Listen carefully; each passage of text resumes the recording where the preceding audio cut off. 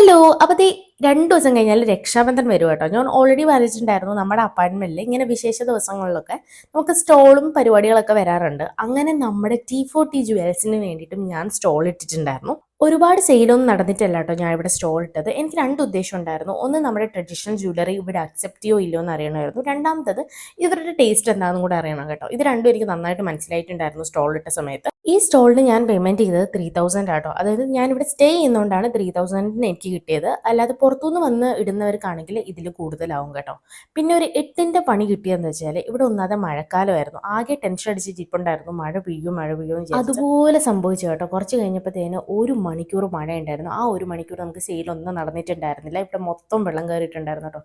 ആകെ വിഷമമായി ഇങ്ങനെ ഇരിപ്പുണ്ടായിരുന്നു. അന്നേരം ഇത് നോക്കിയപ്പോൾ നമ്മുടെ തനിക്കുട്ടി ദേ ആ ബാൽക്കണി തന്നെ എന്നെ നോക്കുന്നുണ്ടായിരുന്നു കേട്ടോ. അവൾക്കറിയാം ഞാൻ അവിടെ ഇവിടെ നിൽപ്പുണ്ടെന്നുള്ള കാര്യം.